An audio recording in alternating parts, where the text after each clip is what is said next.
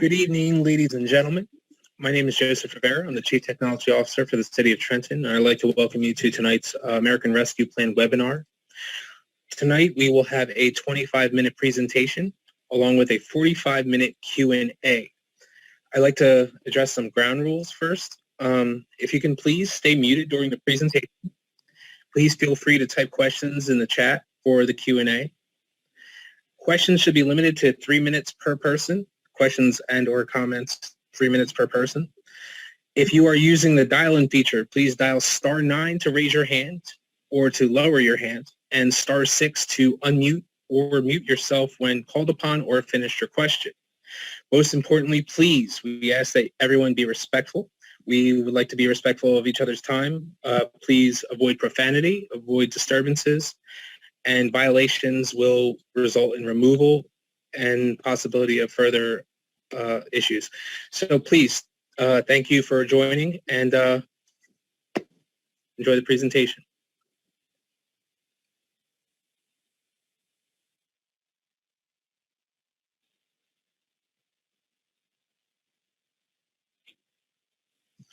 You're muted, Mayor, sir.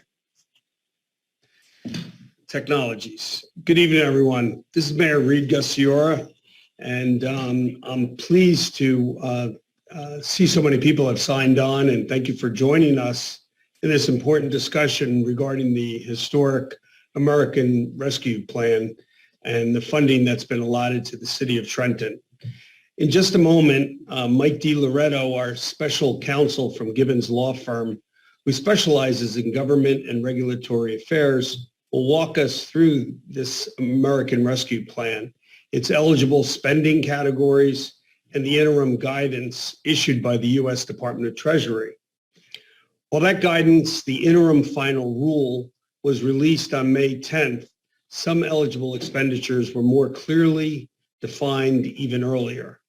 Of course, this guidance is not finalized. In fact, the U.S. Department of Treasury just released detailed updates this afternoon at around 1 o'clock, which we are still going through.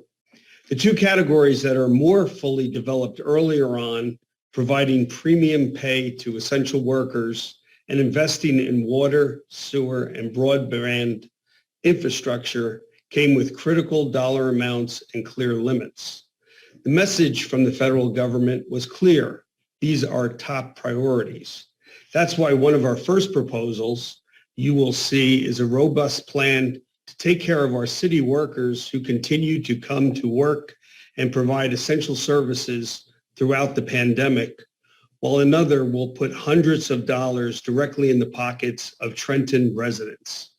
Such payment are encouraged by the federal government, and our hazard pay proposal has already been reviewed by the New Jersey Department of Community Affairs favorably.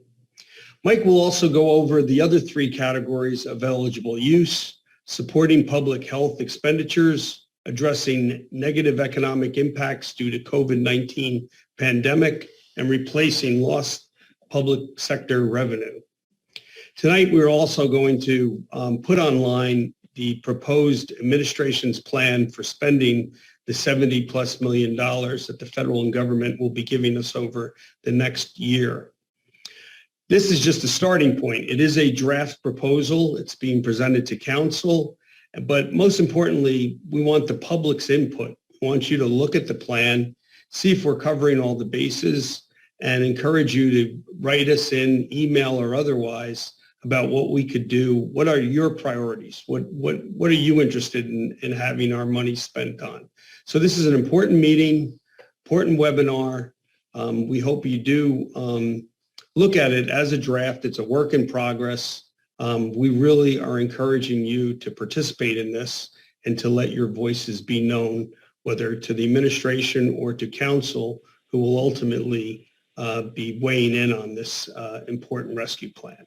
So I want to introduce Mike DiLoretto, and I hope that this is informative and that we will continue this discussion going forward, and at all times look out for the best interest of the City of Trenton. God bless. Thank you.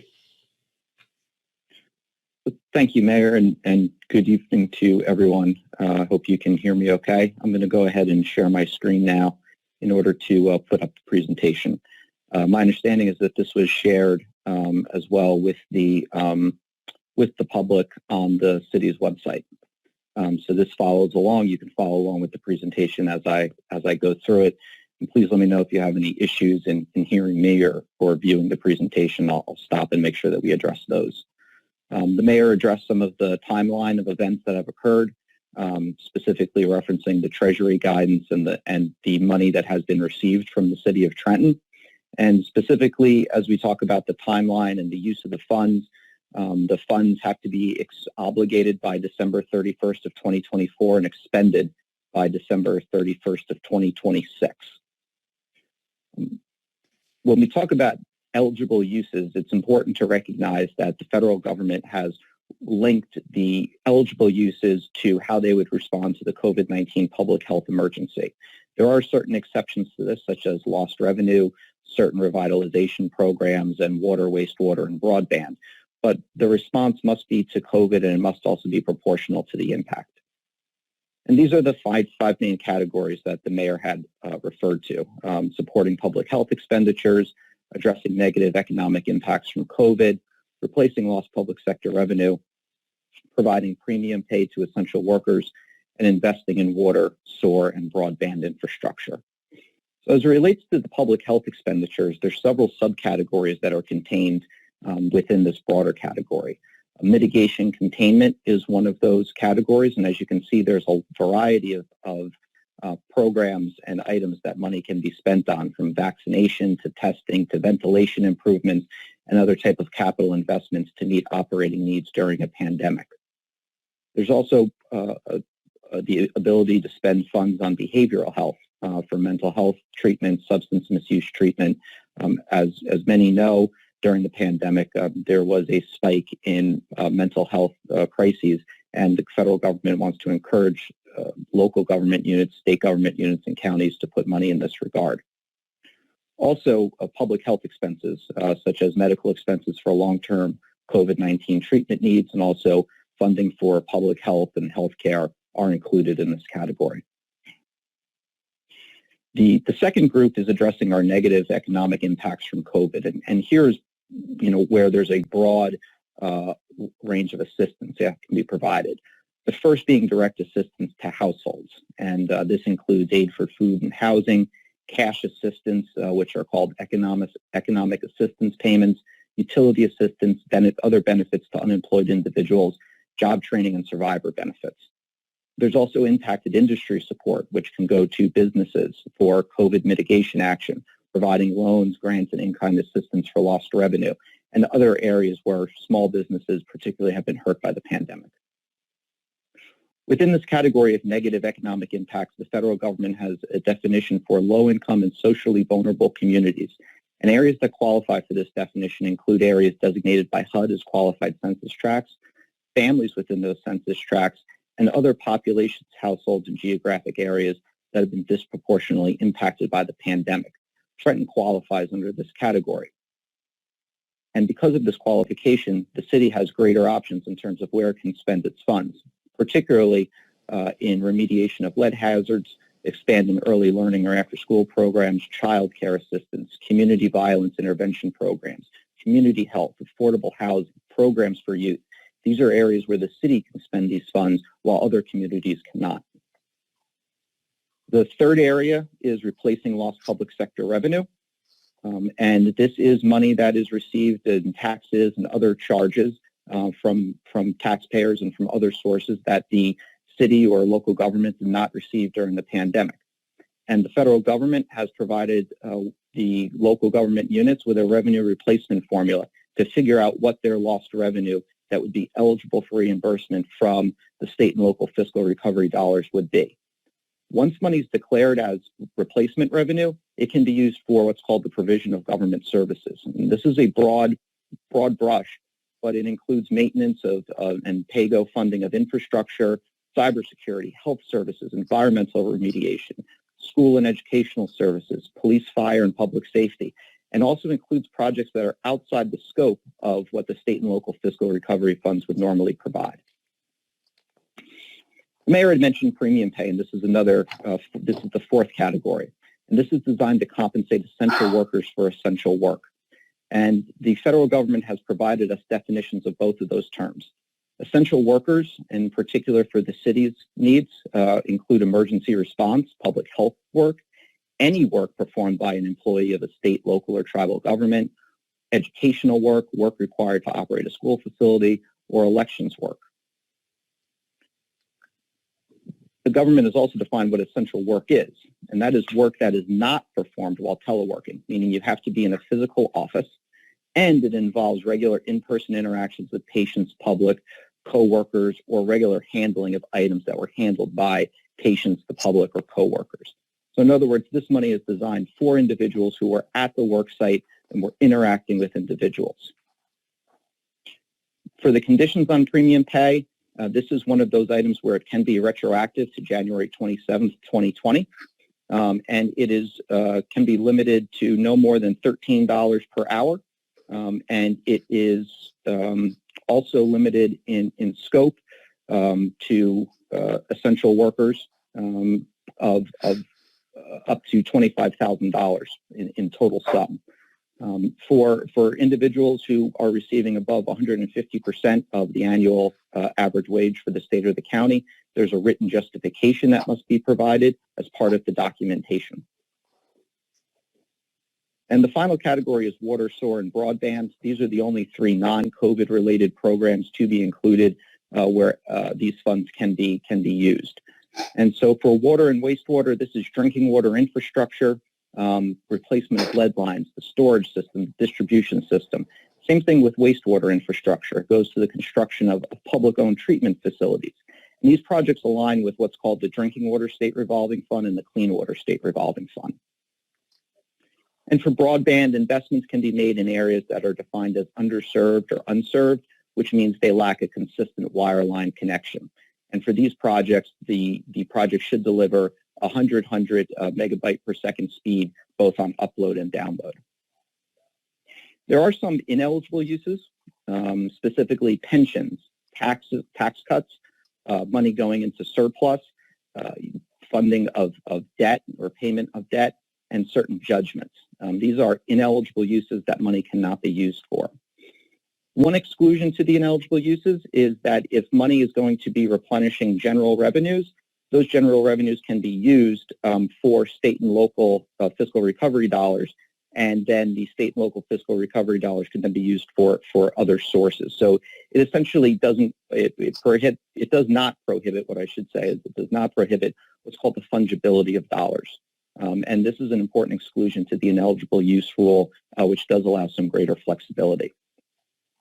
As it relates to the record and reporting time requirements, expenditures are reported after they are incurred. There's no need to get permission from U.S. Treasury in order to make the expenditure. The expenditures are reported after they're incurred through quarterly reports.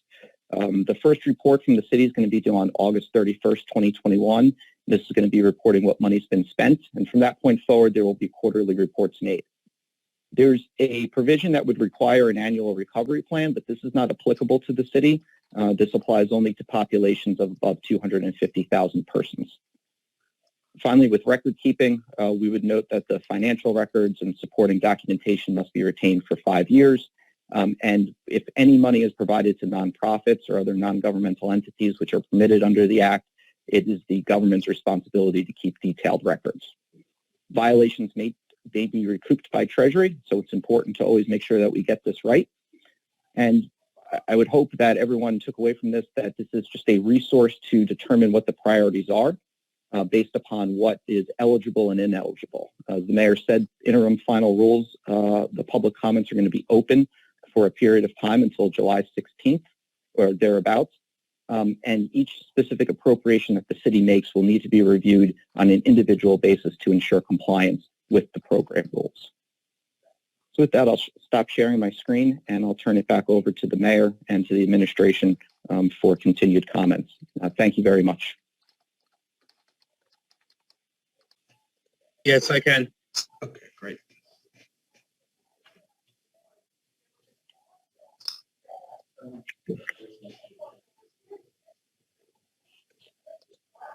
Very good. Bear with us.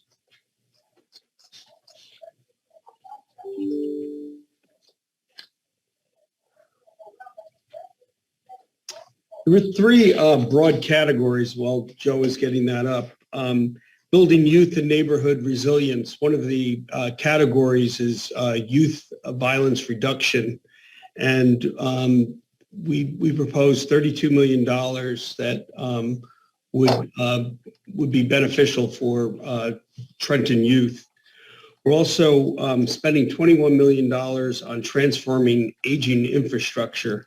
Under the plan, we can make updates to HVAC systems, ventilation systems, virtually every firehouse, the police department, all needs updates to ventilation, City Hall itself, elevators in City Hall, libraries and the like. And then investing in local jobs and businesses, we spent $16 million on creating new business loans, grants, and helping young entrepreneurs start businesses in the city. This will be direct benefit, economic benefits to our residents. Joe, were you able to get that? I'm trying to. There we go.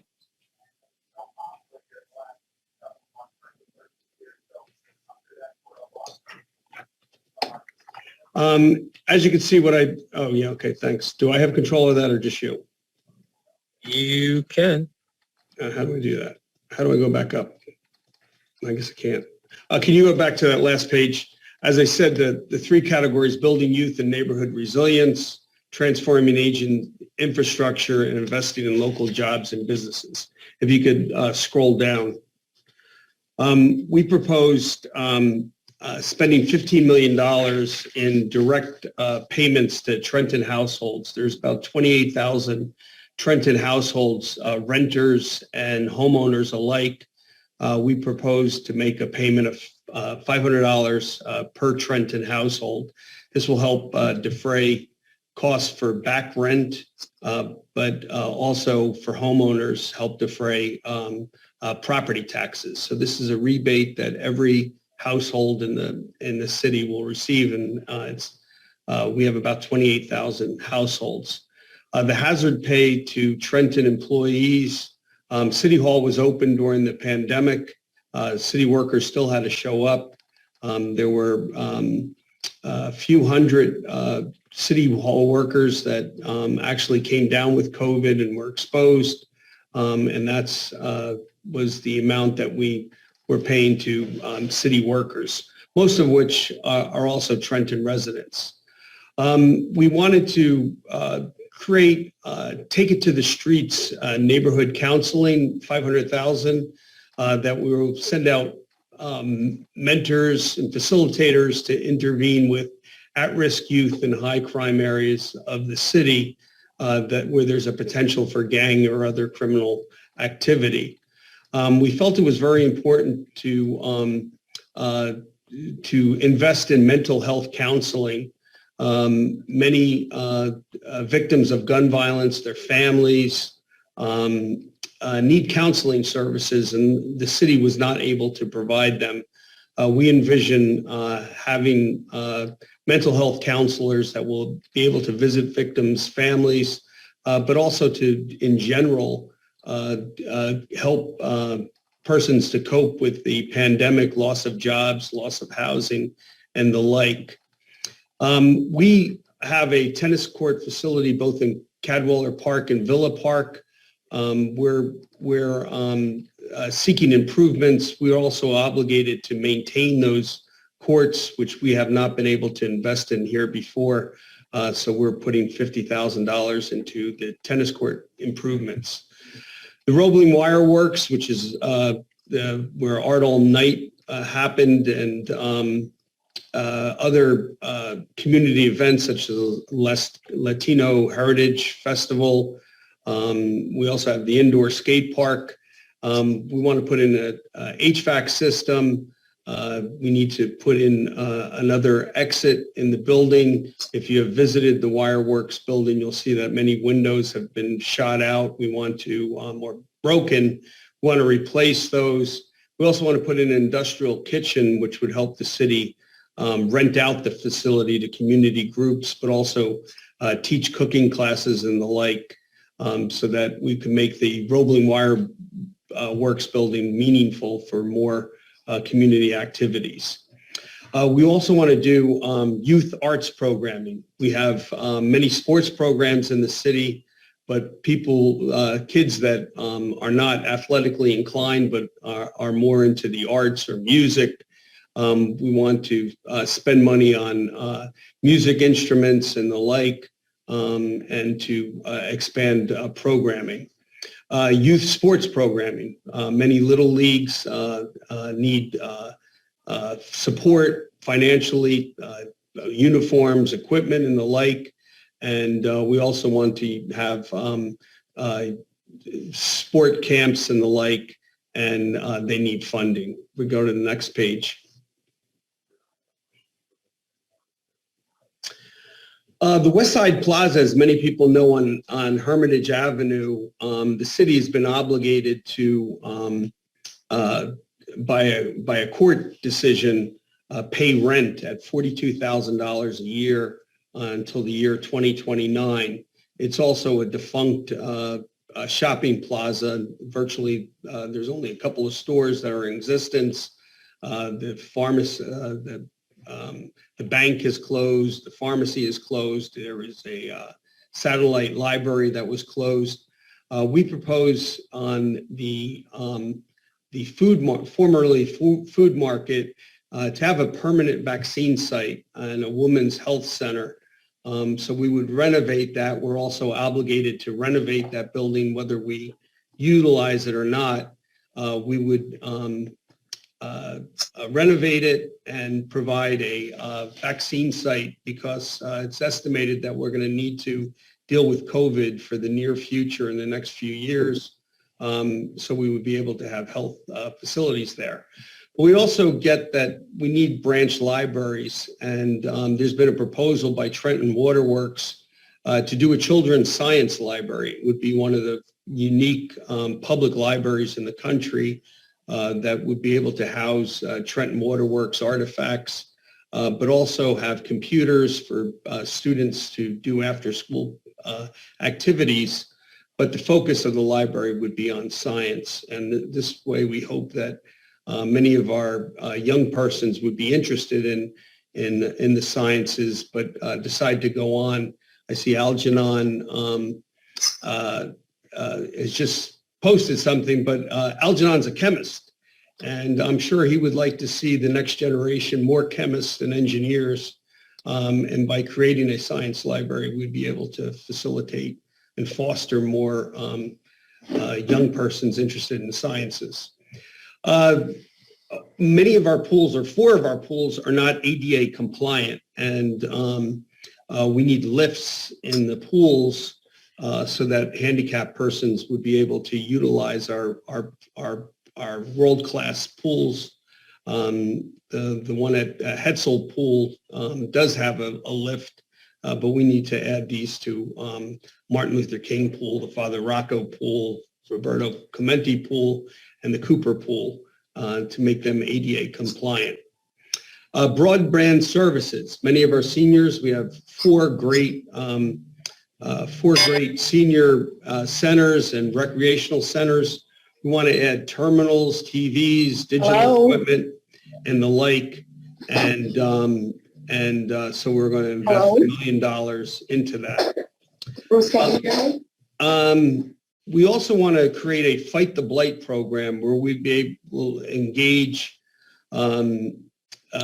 returning citizens, other young people, to clean up the neighborhoods and give them the tools. The fact remains is that the city owns more than 1,000 abandoned properties. What we want to do is give people the tools that would help us clean up and maintain those properties so that we'll be able to sell them. We don't want to own them. We want to get them back on the tax rolls. The bookmobile. We heard loud and clear that we don't have enough library access for young persons because we only have one central library. Before, we used to have 4 branch libraries.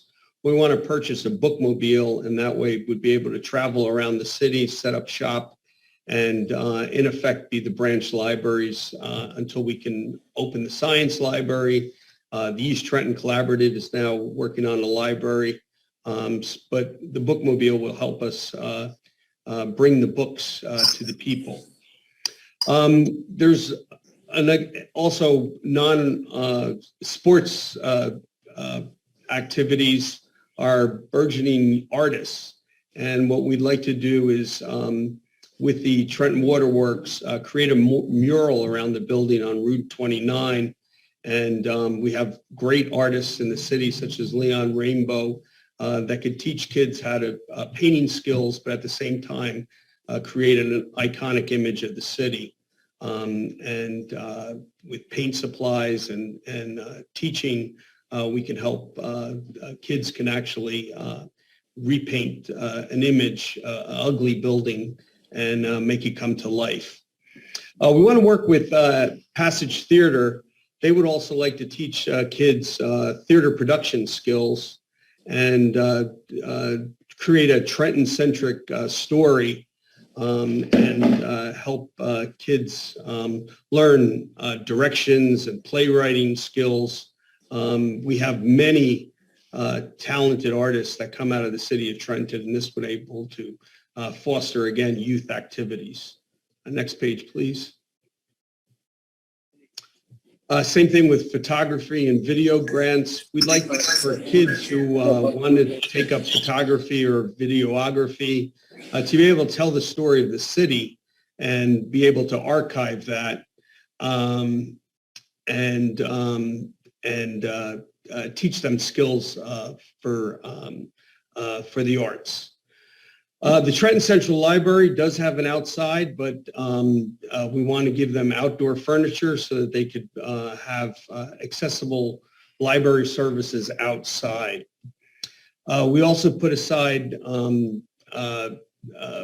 for communications to enable residents to take advantage of benefits of the American Rescue Plan, but also have information about vaccines and the like and testing so that they can better comprehend services given out by the city.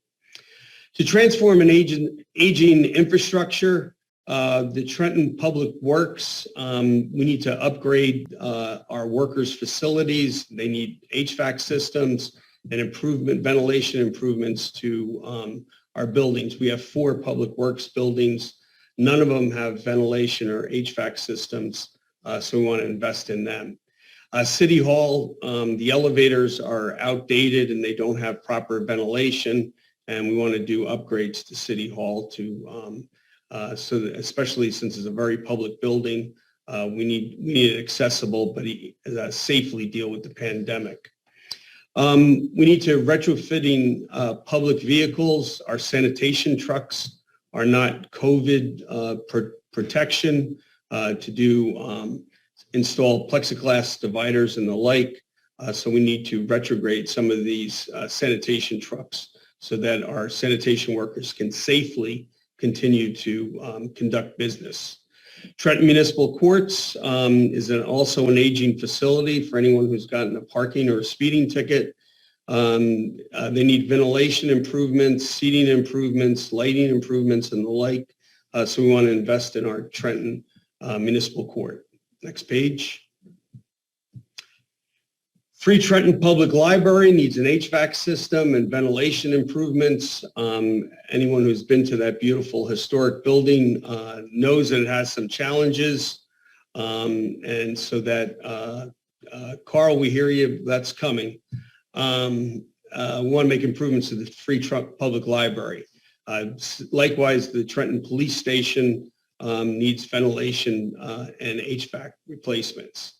Trenton Waterworks billing during this pandemic, our collection of water bills. You're not required to pay water bills, And so our billing is $6 million down. We cannot legally collect our water bills. I know one of the councilwomen last night said somehow that we stole the money. We just haven't received that billing, and under the American Rescue Plan, we're allowed to recoup that money from the American Rescue Plan. Animal control services. I know Marge Caldwell-Wilson has been a strong advocate for animals. And Sherry, why don't you just listen to the plan? And this is a proposal. And this is the reason this is a starting point. It's not in stone. And this is the reason why we're having this, so we could have citizen input.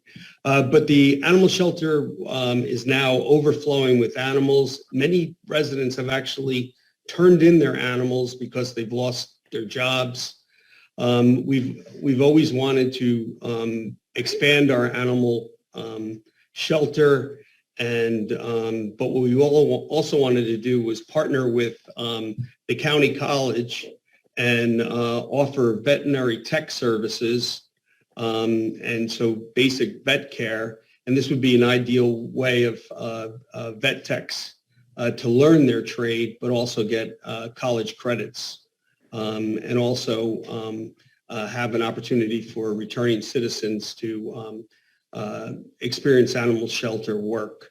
The Trenton Fire Department needs replacements of our breathing apparatus, and that was for $500,000. Dental care. Dental care is out of reach for many residents, and especially at-risk youth. We want to provide for a local dental care for free dental services. Downtown lighting. One of the reasons why many visitors don't want to come to Trenton at night is because of the poor lighting. We want to invest in downtown lighting and brighten up the downtown. That will make it more attractive for visitors. Carl, historic site HVAC systems. That is for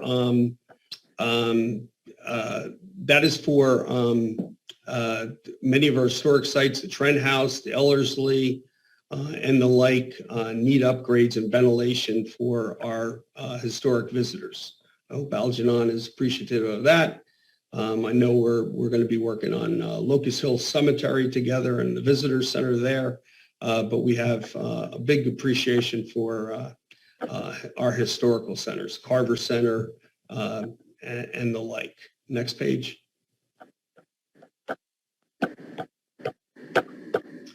Investing in local jobs, youth development and career opportunities.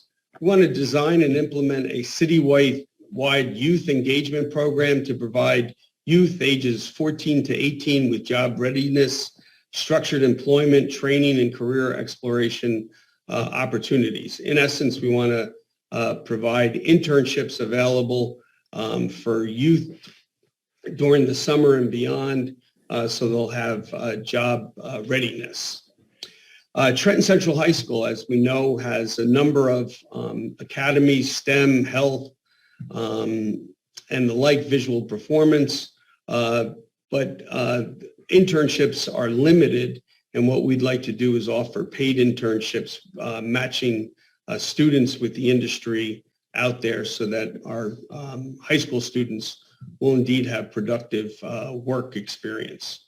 And then we don't want to forget, and this is what Councilwoman McBride has pointed out, that we also need adult internships, in effect, adult job training, and we would offer similar services, but offer adults seeking job training and match them up to city departments like waterworks, sewage, public works, recreation, and the like.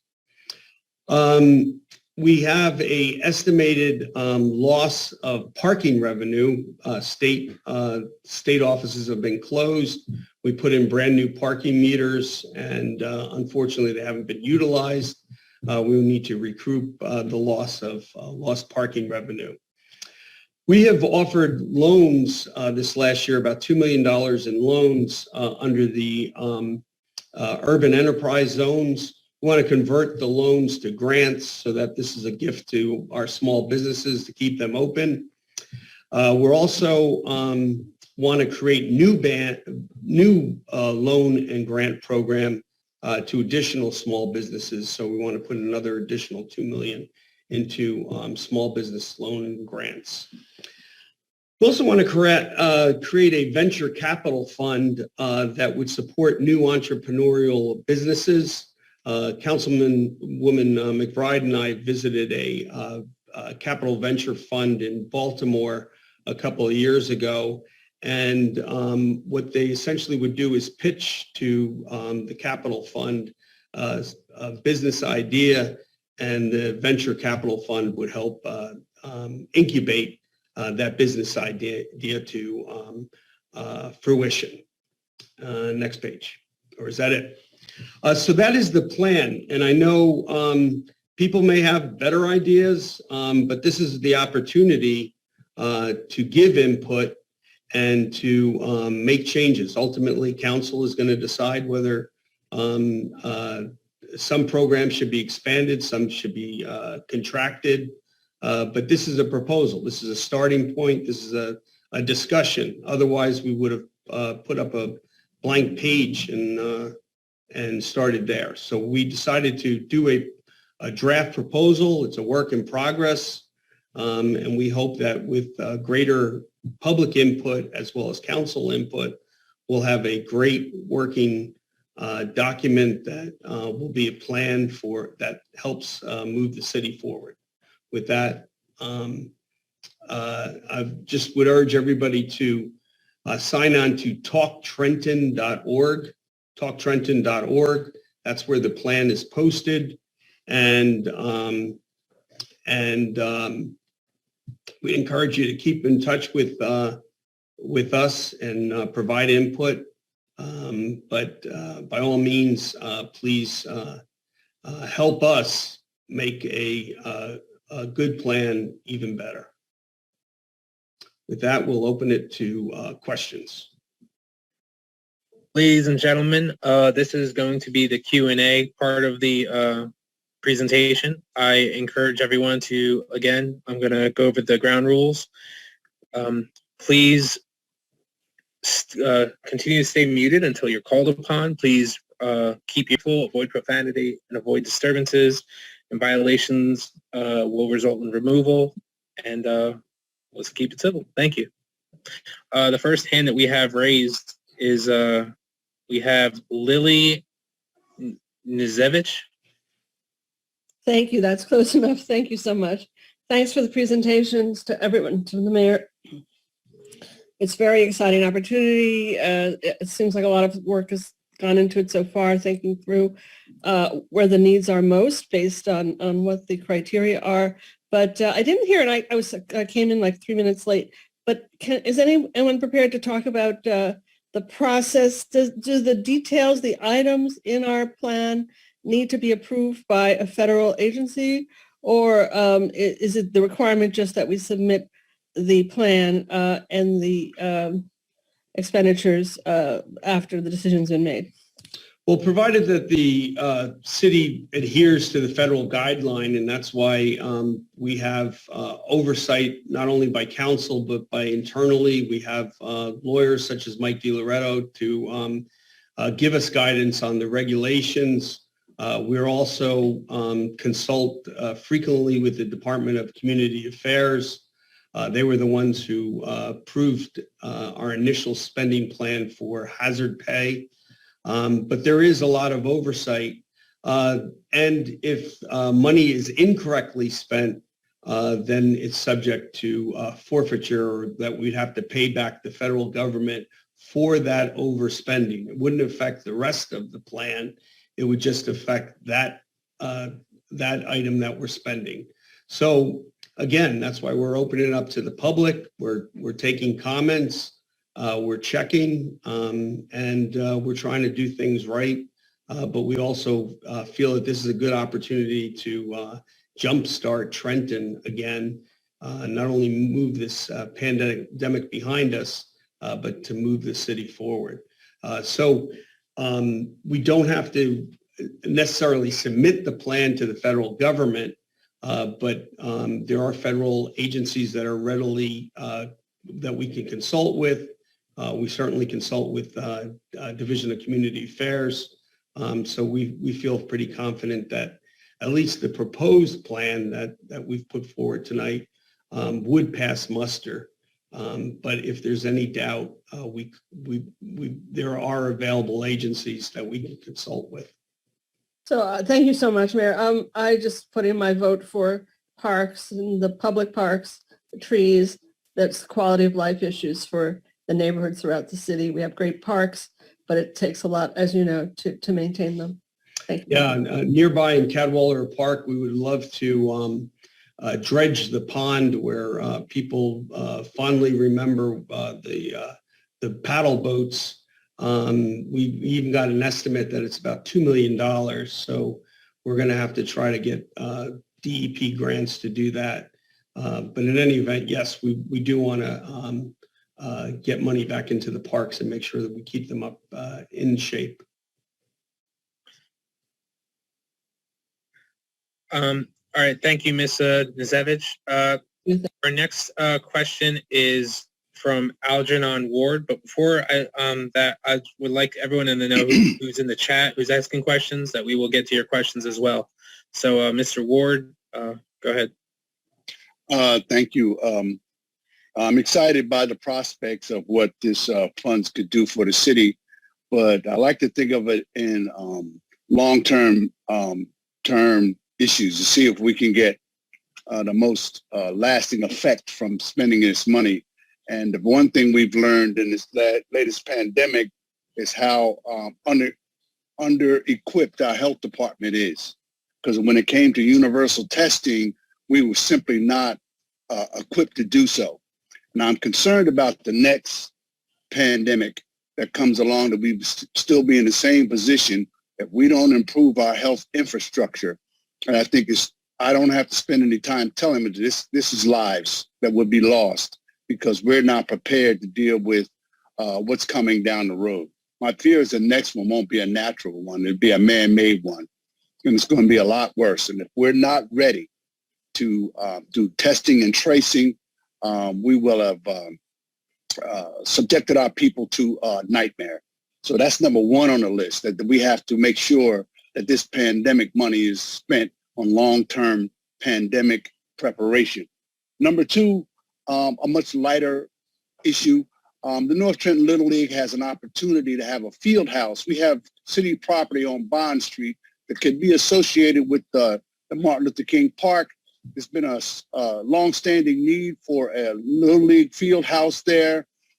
We think it'd be a great idea if we could use some of this money to build a purpose-built field house for North Trenton Little League and possibly use it for the Little Tornadoes in the fall.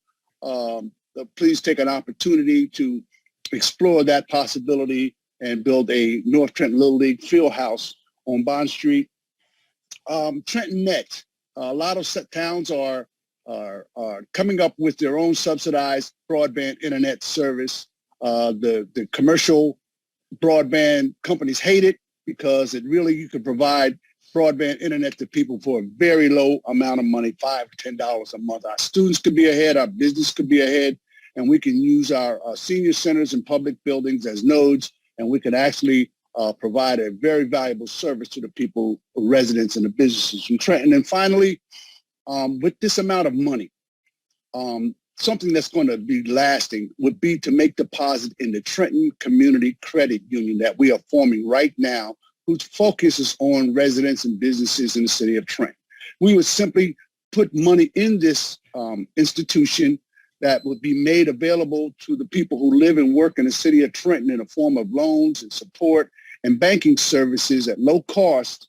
And it doesn't cost the city anything. We're putting our money in all kind of banks outside of city, but here would be one that has a focus on the city of Trenton. So all we got to do is deposit money into this institution and make that money would be available to support the people and businesses in our city. So those are four top priorities that I have on the top of my mind. There are others, and I'm looking at your programs.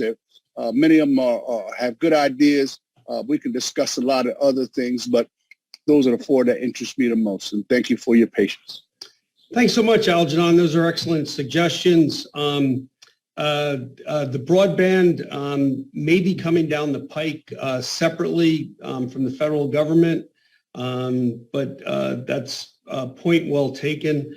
The Little League House is an excellent idea, and again, this is a reason to get public input. We could switch around and add things and subtract things. I will tell you that the rec department has been doing a fabulous job at attracting grant monies. We're refurbishing all the recreation centers.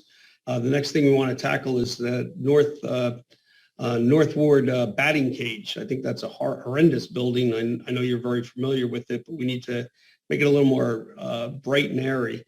Public health, that's the reason why we want to open up the West End Center and make a permanent health facility there. And that would also equally help bring in economic development for the defunct shopping plaza. The credit union, that's certainly something that we could discuss and consider. But yeah, that's things that community banks, we like that, and we like to keep things local. So excellent suggestions all around. I'd like to touch on a few questions from the chat. So one of the questions is from Ms. Janice Williams. Can the monies be used to supplement bonds that are floating, i.e. the turf field, for instance? Well, the school board has gotten a separate American Rescue Plan funding, and that would be up to the school board because they have their own separate rescue plan. That could be considered by them as well. But to actually merely pay off bonds, I think that's specifically prohibited, and I think Mike can verify that. Yeah, Mayor, the paying of debt is not permitted under the Act. So if this was something that had not been bonded for yet, the money could then pay for that. You could not pay the debt service with these funds. That's correct. Another question was, what are the proposed youth programs? Can they be planned in conjunction with the school district? Absolutely. We've developed a great relationship with Superintendent Yano over this last year, and we hope the new superintendent to forge a similar relationship. Yes, we should definitely share notes to see what youth programming they're having to offer, and possibly we can merge them. But the programming that we put out in the plan, we just again ask you to look over and provide further input.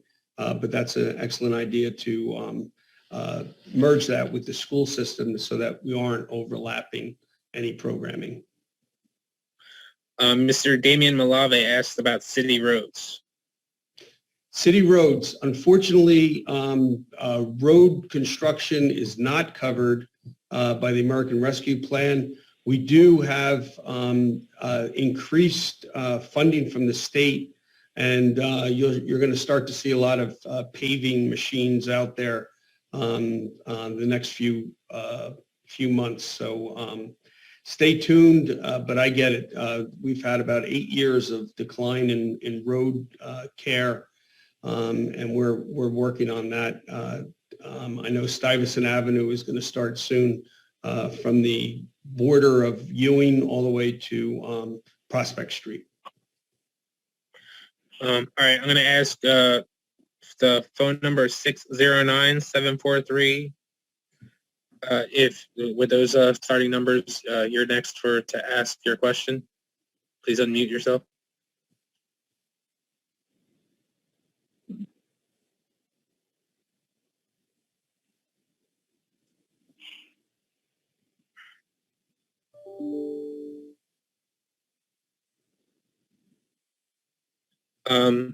Last call for 609-743. 9391. There we go. Hello? Hello. Hello, can you hear me now? Yes, ma'am. Yeah. Hi, good evening, Mayor, and thank you for the meeting.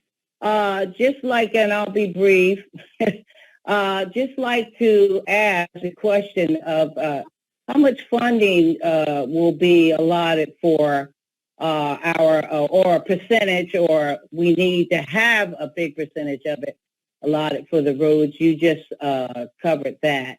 That question was asked. But we're talking about recreation and the parks, and there's much needed recreation or help for our football fields or our football people, baseball, basketball, and I'm missing one, football, baseball, basketball, and I'm missing one. It just doesn't come to me, but our recreation, and there's much needed help for those recreations for kids, because that's what our inner city kids do, and our parks. I live in the West Ward, so I'll mention Cadwater Park. I know we have a lot of gopher holes in there. We need to address that. People, utilize the park. We like to have it open, tree trimming, revamp the park as a whole, or all of the parks in the city. And also like to touch bases on, I would like to see a library in every ward of the city. I believe, it's much needed. I know it's something that has come about before, but we need to venture into and seeing that we can acquire a library in every ward. And also, I'd like to touch bases on jobs.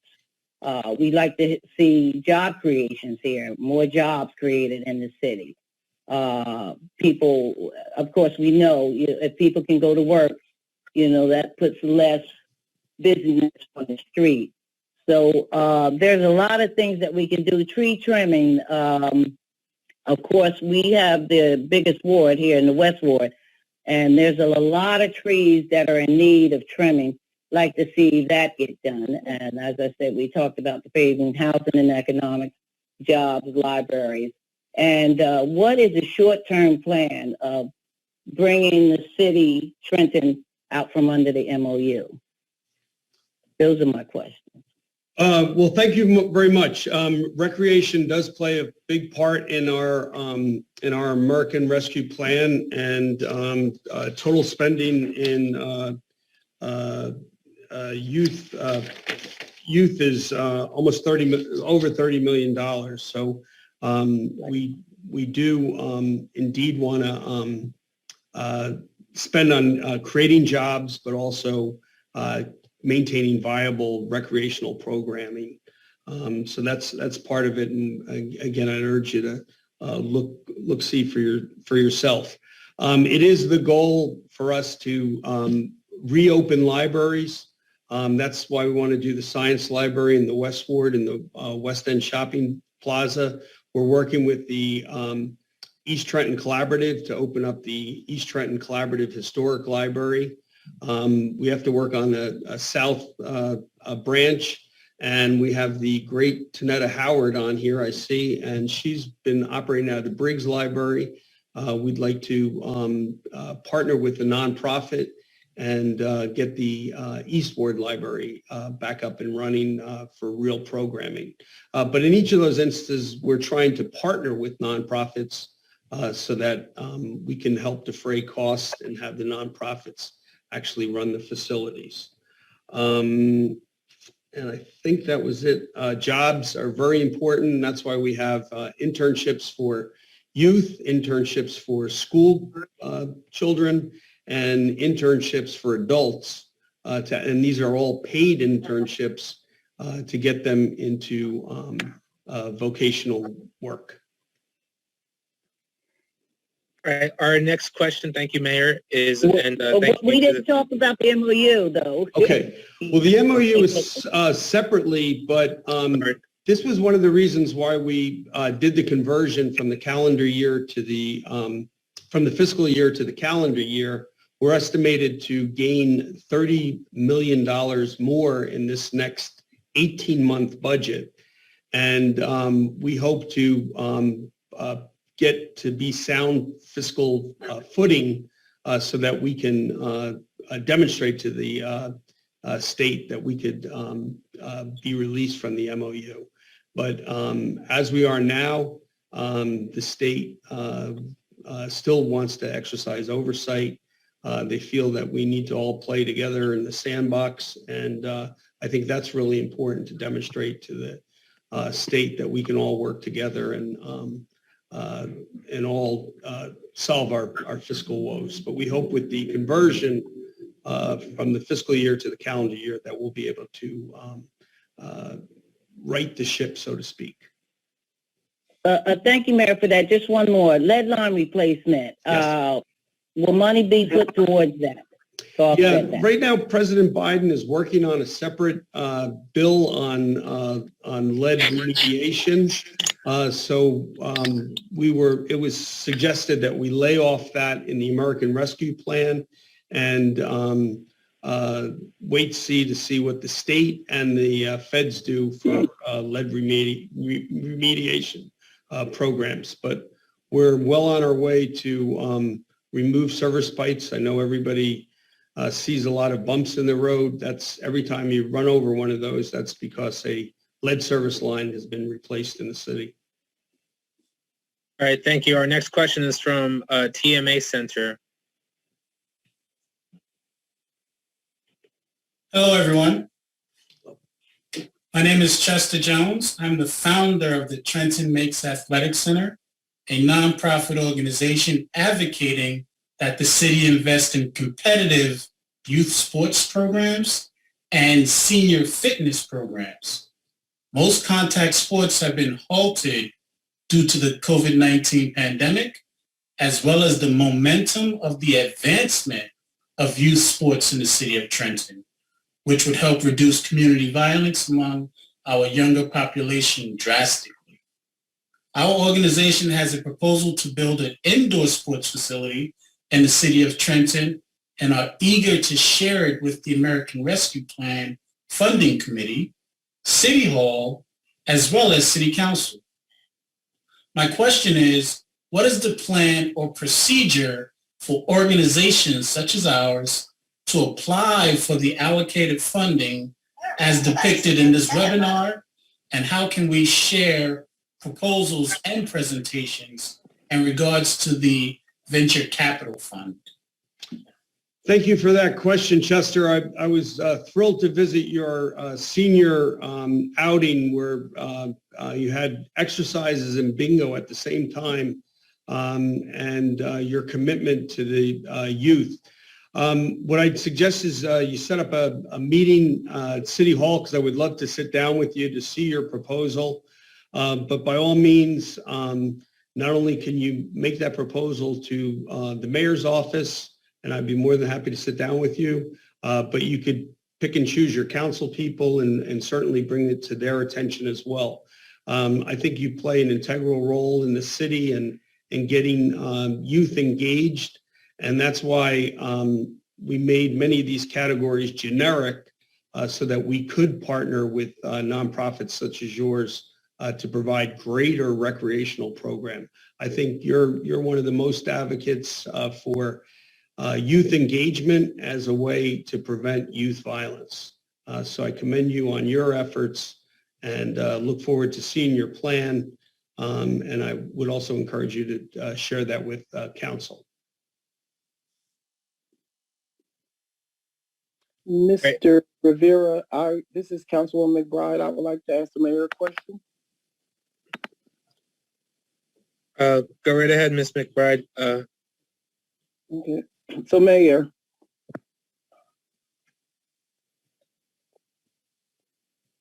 is the mayor coming back on? Yes, I'm here. Okay. So, Mayor, I noticed that Tawana, Tanetta, I believe it is, Tanetta Howard is on the phone, and I also want to speak to the West Trenton Community Center. Tanetta Howard is doing a lot of academic achievement things in the East Ward at her location. And I would highly recommend that they be included to get some of this American Rescue money based on her curriculum over there at the Briggs Library. And the West Trenton Community Center is a center. I don't know if you're familiar with the West Trenton Community Center on Stuyvesant Avenue, but they do a lot of outreach for not just the West Ward, but anyone that needs food. And their building is literally collapsing. And so I would just like to advocate for those two and any other organization in the borders of Trenton that are helping our people and that we know are reaching the Trenton community. So I would like for them to be able to have a serious conversation with you in reference to how they can submit a proposal for some of this American Rescue money.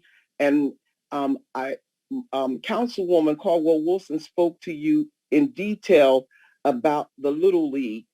And I found out yesterday that the Little League organization doesn't even have a batting range that's fit for the children to go in, that their roof is collapsing and that they literally need a new building to practice in the North Ward. Their registration is down based on the COVID-19. And so those are three areas that I would like some attention paid to. And the fourth and final thing is you spoke to the training. We definitely need to get our young women and men trained for positions. And I believe that there's organizations that already have programs that are actually doing things in the city, the Do It All program. I think someone submitted a proposal to you that could work hand in hand with your reentry program. I think that those are some of the things that I would like to see done out of the first allotment of this money. And I would like to see something done for the rental assistance to keep these people from losing their homes, the utility assistance, and the mortgage assistance program. Those are some things that needs to be done out of the first round of money. We need to be able to help these people with those light bills, stop them from becoming homeless, and help them with their mortgages too. So those are some of the things that I would like to see as a part of this plan. Thank you for taking my suggestions. Thanks so much, Councilwoman. I totally agree with you about the batting cage. I've been there. I was talking to Algernon just a few minutes ago about how deplorable that building is, and we would like to renovate that soup to nuts. The West Ward Community Center, I'm equally aware of that, and we should figure out a way. I believe it's under contract to be renovated. That's one of the things that council approved. So that should be taken care of. I will have to fight you over who is the bigger fan of Tanetta Howard, however, because I've visited her a number of times. I just saw her the other day at Juneteenth after I bought one of your delicious fish sandwiches. She was out, and we talked about it. And shame on us for not giving her the HVAC system and roof repair that she needs. So we have to figure out something for her as well. But yes, your points are all well taken. Rental assistance is in the plan. We put aside $15 million for $500 for the 28,000 households in the city. So that would help defray rental and utility and the like. But yeah, we're trying to do everything, and ultimately council is going to decide the up or down on each of these programs. So point are well taken, and we should continue to work together. Thanks. Caroline Clark, I'd like to say something. Excuse me, there's a line I can get to you, Miss Carolyn Clark. We have to go to Miss, we'll come back to you, but we have to go to Miss Janice Williams, who is next. Okay. Patiently waiting. Please, we will call on you and you can unmute yourself then. Thank you. Thank you. Thank you, and good evening. I'll be brief. First of all, there are many, and I do appreciate all of the programmatic things that I've seen proposed for our young people, but there are many programs that are being proposed that should be done in conjunction with the Trenton Public School District because they're overlapping, and we can best utilize the funding source from both what American Rescue Plan the city will be receiving and what the district will be receiving. And because the best after-school program that we ever had in the city in my 40 years of teaching was the Weed and Seed program. We saw excellent results for that program. That's my first comment.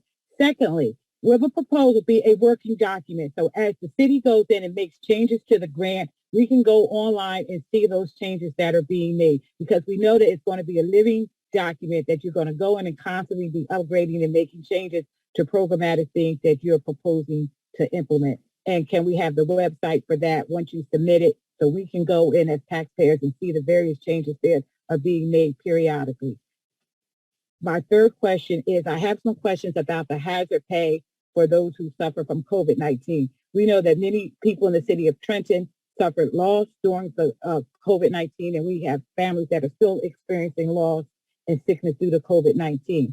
This hazard pay has many questions for me. Is it for those city workers who experienced COVID, who ran out of time, who've exhausted their time, who filed for the Federal Leave Act in reference to COVID? What are the guidelines that will determine who will receive hazard pay? Because I see some problems with that if we don't clearly define who will be receiving COVID pay, hazardous pay. Even though DOC has given you the go-ahead, I see some critical guidelines that I think that we need to address as it relates to hazardous pay and what the guidelines will be for those who will qualify for that hazard pay without just having had COVID. There should be some other guidelines to have them have entitlement to that hazard pay. And hopefully for adult internships, as you know, next year, Trenton Public Schools will be bringing back the evening high school diploma program for adults. So hopefully that we can again work in partnership with the district in providing adult internships, because most of these programs for our youth overlap with what the district is doing, and we need to make best use of all of the dollars that are coming to us.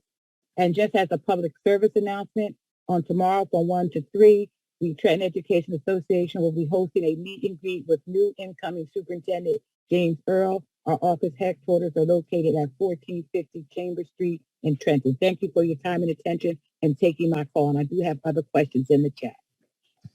Thanks so much, Janice. What are the hours with Mr. Earl? 1 to 3. 1 to 3. Thanks so much. But that wasn't my main concern. My main concern was the questions regarding the guidelines for the hazardous pay, where I can see that you may have some difficulty. You're running into problems there. There has to be clearly defined guidelines of entitlement, because we know if they exhausted their days, if they take the federal COVID leave, were they compensated for that before we say we're just going to give these people hazard pay, that they themselves had COVID, were members of the family. Because you may have other employees who had to utilize days because they had members that had COVID and they had to be confined to their home. So I like to see the guidelines surrounding who will have entitlement to hazard pay before we just blatantly say, if you had COVID, you're getting this much of money. Thanks so much again. I totally agree with the school collaboration that we should be working, and hopefully I'm going to check my schedule, but I'd love to come and visit with Mr. Earl. They had a great public forum with him a couple of weeks ago, and I enjoyed that, and I think he's going to do a great job for our schools. The plan that we outlined is indeed online. It's under talktrenton.org. And not that plan, Reed, the plan that you have to send in for the approval of the money. That's the working document that we can go in and look at. Not right. Yes. The plan that you're submitting, that has to be online for public view at all times. Yes, not your website, right? Yes, ma'am. Mm-hmm. We will be doing that. As far as the hazard pay, there are many city workers who came down with COVID that were exposed, and we have to keep in mind that there are some that were asymptomatic, but they were constantly exposed by just showing up to work. They're precluded from getting hazard pay if they telecommuted and spend time at home. So they did have to show up, and that's part of the guidelines. But it will also be flushed out on the plan itself. But yes, you had to show up to get hazard pay. All right, our next person is Miss Tanetta Howard. Yes, good evening, everyone. My name is Tanetta Howard, and I thank you so much, Mayor Reed, for the HVAC, which is very much needed. But I ask anyone that's on this line to come over to the Briggs Library to see what's going on in the Briggs Library and then judge it for yourself. I thank you also, Mrs. McBride. Who do you like better? I like both of you. I like both of you. Both of you. I feed both of you. Okay. I like both of you. Just checking. I just would like to say to the previous guest that said some of the programs are overlapping. This program doesn't overlap because this program follows the core state curriculum that the state has for the school district, but it's hands-on. So the kids are dissecting at the age of 9 years old. It's a fish, but we're still dissecting. We have hands-on. We had 40 kids during the pandemic inside and no COVID. We had that village going on here. So I say to anyone, come over and see what's happening at the Briggs Library. Yep. Thank you, Mary. And we look forward to partnering you as well. Yes, I look forward to partnering. Yes, most definitely. All right. I have a few more questions in the chat that I want to, touch on, and then we'll go to our next question, which is Ms. Sherry Garrett. So we have, who would fund and operate the vaccine center for the Women's Health Center in Westside Plaza? Yeah. Essentially, the Department of Health would be running it. And we also hope to partner with some of our nonprofits, such as the Trenton Health Team. But the bottom line is, since the pandemic has started, we've had testing pods. We've also had vaccine pods. The city is actually giving all 3 vaccines out. And the state was very impressed with us. The FEMA was impressed with us that actually came back and assisted with giving us more vaccines. So we have a very able Department of Health that could run when it's necessary. One of the things that we've done is partnered with each of the area colleges, TCNJ, Thomas Edison, Mercer County College, that we've brought in student nurses that have actually administered the vaccines, helped administer the tests. We've utilized our EMS workers, fire, police, and even public works have helped us man our clinics and our vaccine sites. So it would be the city of Trenton run, and the health center would be a health center that we would need to partner with a nonprofit. If we could renovate that building, we would provide the space for a nonprofit to come in and provide women's health services. Everyone here knows of a female in their life, and the unique health risks and challenges that they have really warrants an expanded women's health center in the city. Our next question from the chat was, Animal Control Services is receiving a lot of money. Why is small business receiving a lesser amount?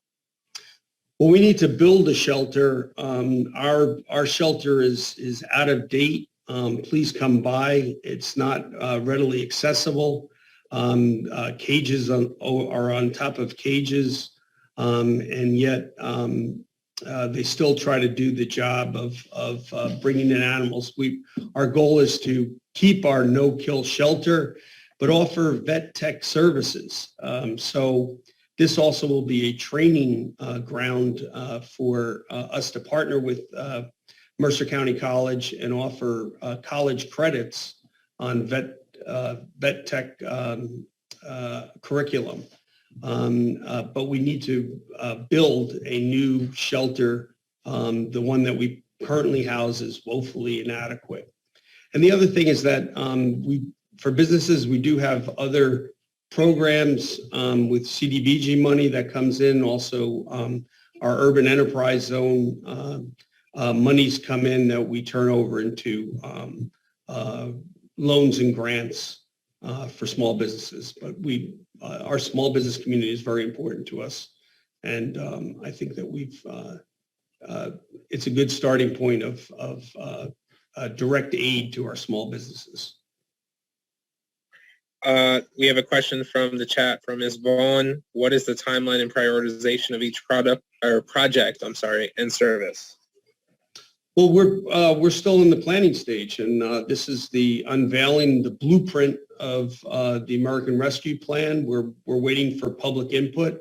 I know, Ms. Vaughn, that you've been talking to your constituents about what they desire. And this is not a finished product. This is a work in progress. This is a draft. So we need to finish the blueprint, get it finalized, get it approved, and then get on working on moving the city forward. All right, we're going to ask two more questions from the chat, then we're going to go back to the people with their hand raised. The next one is from Williamson's. Will a dirt trail be created for off-road vehicles in Trenton? Recently, I read that several were confiscated. Unfortunately, there's not a lot of room in the city of Trenton to create something like that. I think what you could certainly look for is something off of like Enterprise Avenue, but there's very little open space in the city to do something like that. But if there's some groundswell of need, certainly the city would have to visit it. But if anybody has ideas of where a ATV park can be held in the city, that would be certainly a challenge. I've seen the one down in South Jersey, and you need acres upon acres to create such a park. All right, I have a question from Colleen, the last one in the chat for now until we go to the raised hands. Are there any funds available to deal with the homeless population? Yes, is the short answer. I believe that they still have pandemic needs. We actually created the C building that's off of Perry Street, where we can house 24 homeless persons that have COVID and that they could self-isolate there. So we are spending money on homeless population that has been affected by COVID, and we will continue to do so. All right, at this time, before I read any more questions, we're going to go with Ms. Sherry Garrett. Ms. Garrett, thank you for patiently waiting.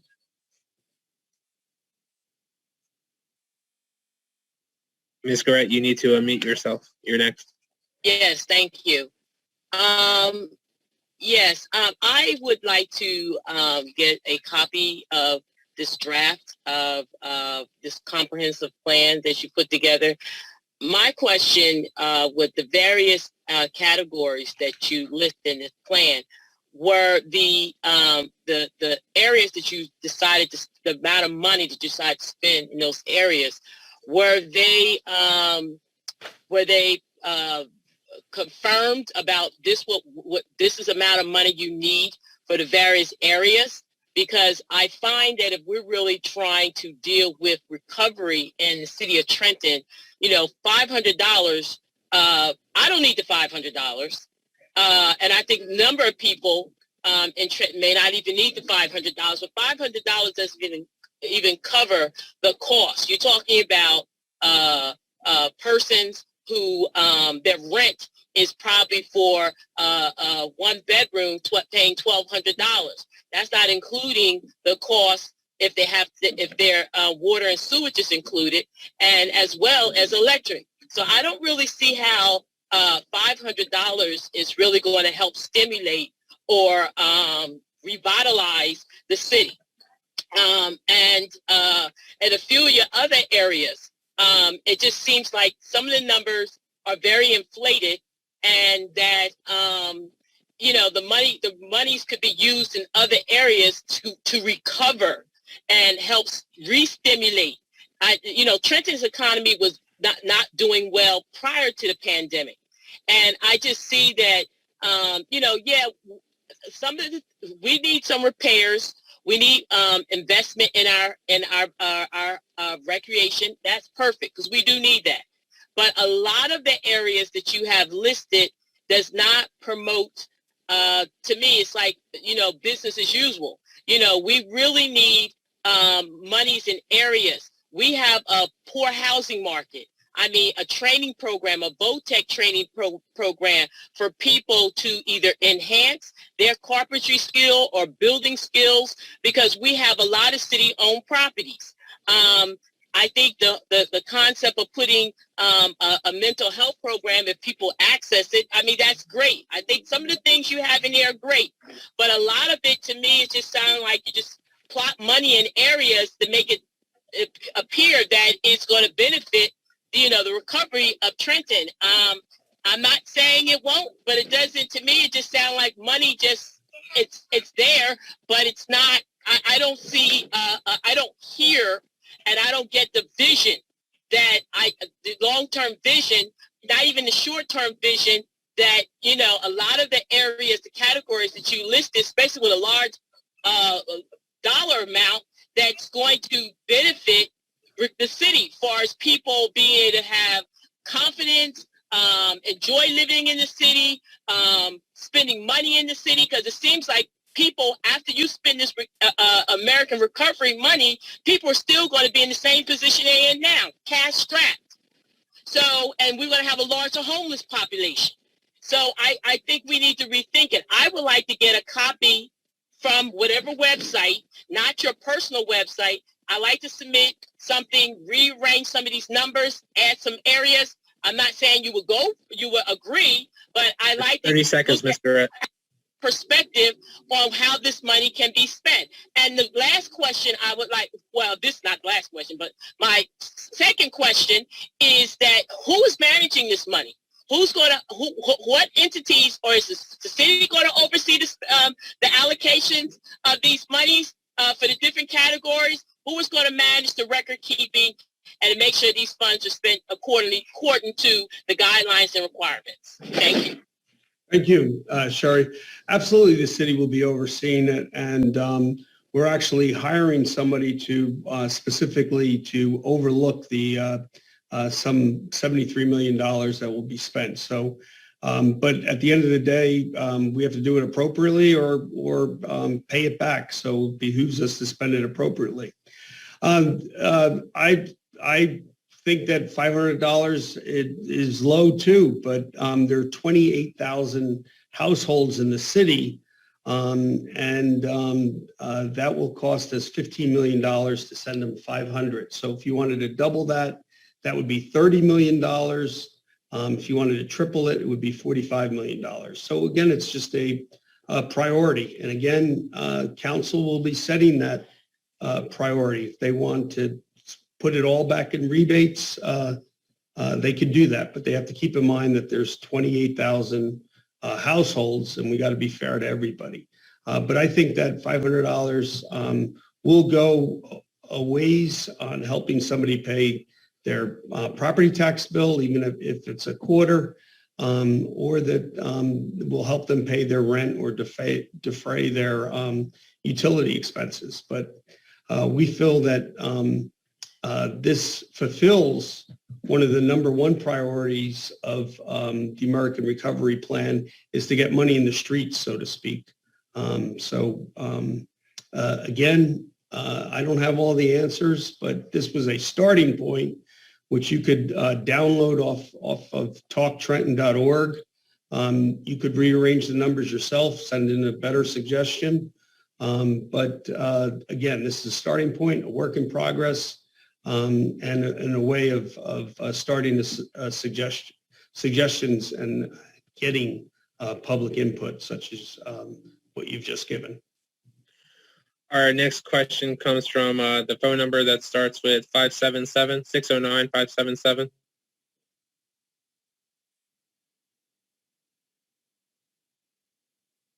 Please unmute yourself. You can press *6 to unmute yourself by phone. Good evening. My name is Caritha. I'm from the West Ward. And most of my questions I had concerning public works, the paving of the streets, because all the streets in the city are really need to be repaved. It's rough driving through the city of Trenton. Also, I'm concerned about the weeds and the trees all through the city. The weeds turn into trees. And who's responsible for cutting down the weeds and the trees? And especially on Bellevue Avenue, the old Mercy Hospital, that is a sight to see when you drive through there. Someone needs to send someone out to keep it cut weekly because it's just disgusting when you drive through there to see that, you know, it was a hospital before and it is in the, in my neighborhood. And something need to be did about it. But most of my questions I have mostly have been answered. But I also agree with the last lady, I forgot her name, about how the money going to be spent. You know, like she says, $500 in some way is good, but people bills, you know, it's not going to be a help. You got water bill, all the water bill went up, the electric went, everything went up since the pandemic. So, you know, those are my concerns about the city of Trenton. Well, thanks so much. Again, we would have loved for roads to be covered and infrastructure to be covered by the American Recovery Plan, but it is not. We know that there's a separate infrastructure plan that President Biden has proposed, and that would return back to the state and hopefully the city.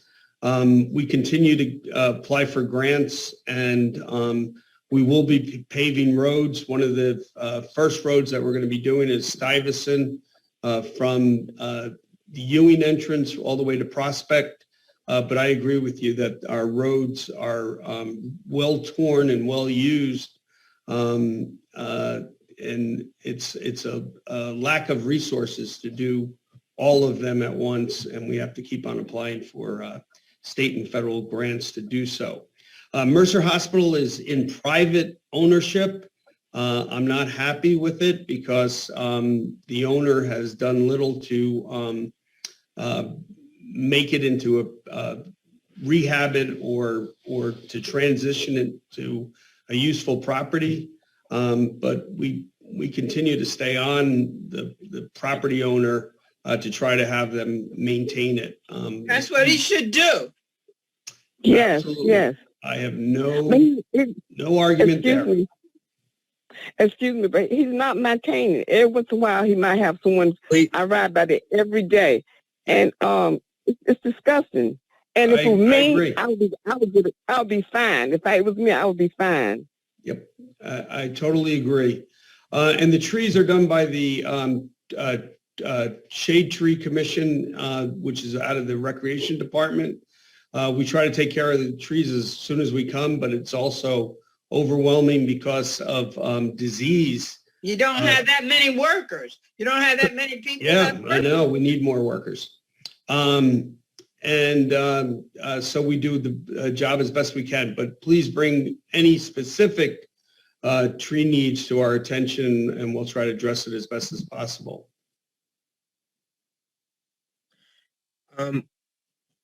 Excuse me, everyone. I'm going to go over the ground rules again. Please do not interrupt. Please be respectful of conversations. If you have a question, please raise your hand and wait to be called upon.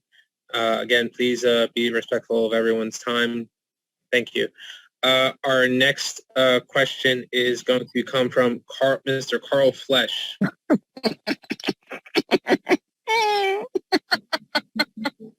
Ms. Vaughn, please. Funniest. Oh, I'm sorry.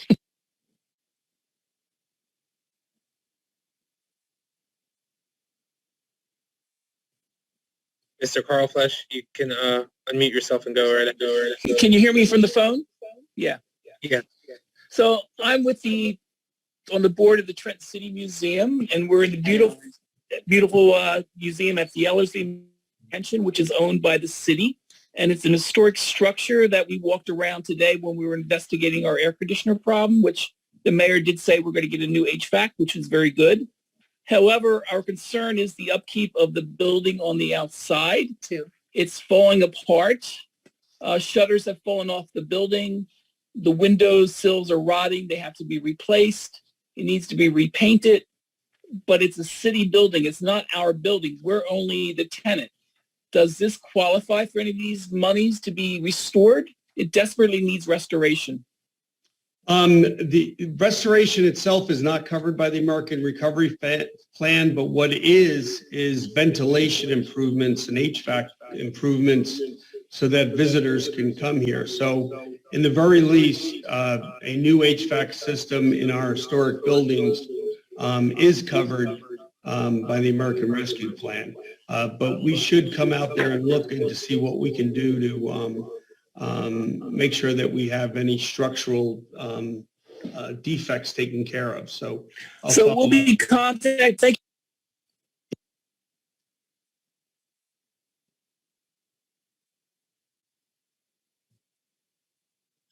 You're muted, Mayor. I'm not sure how. Yeah, Carl, more than happy to go out and look at Ellerslie with you to see structural defects are not covered by the American Rescue Plan, but ventilation and which HVAC is a subcategory can be covered by the American Rescue Plan. All right, the next question is going to come from Ms. Jackie.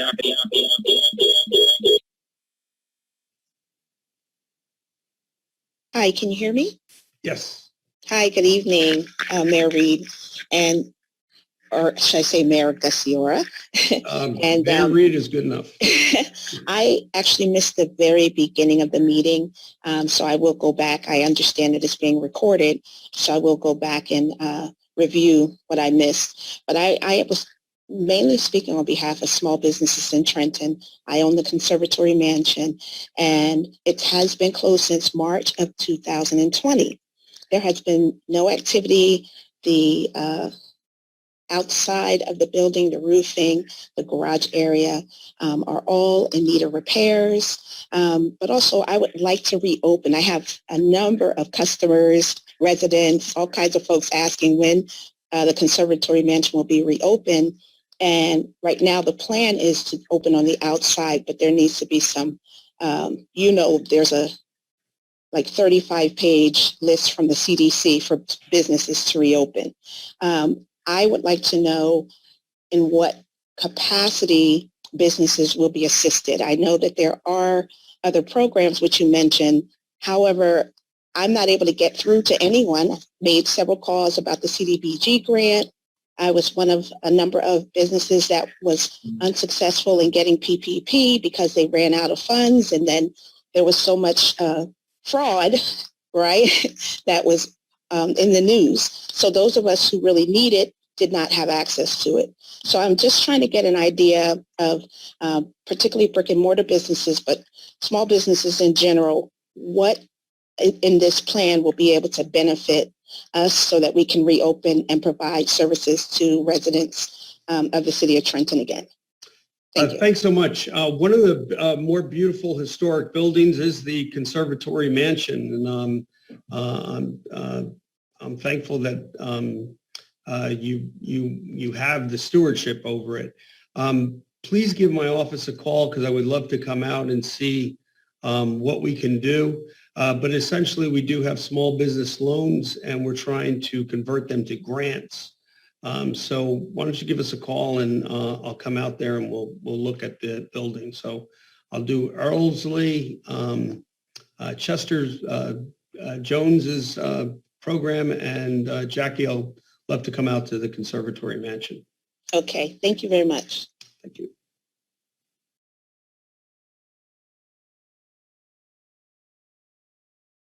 Now, Joey, you're under. You're muted, Joe. Thank you. Technology, right? I'd just like to let everyone know that there's 10 minutes left in the Q&A. I'm going to remind everyone that if they go to talktrenton.org, they can also submit their questions there. We will be replacing this recording, and we will also be entertaining the questions in the chat and make sure we address those as well. I would like to go to another resident, Mr. Rinaldo, and followed by that, the woman has been patiently waiting. I believe her name was Jocelyn as well, right after that.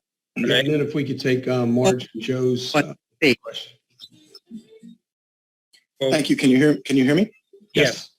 Great. I want to thank the mayor for putting on the presentation. It's been interesting and informative, and I do appreciate his time.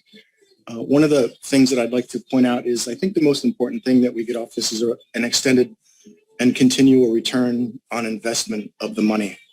A lot of the suggestions that I heard tonight were sound and very good. To be honest, when I heard talk about mural painting and painting walls, I got a little bit concerned. I'm not quite sure that's the best use of the money.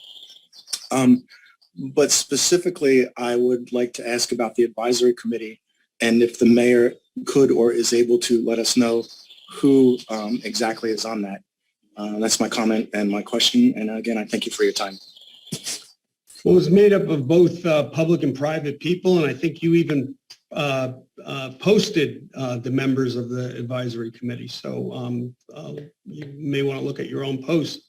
But it ranged from Brenda Ross Doolin, who was a principal at Wells Fargo.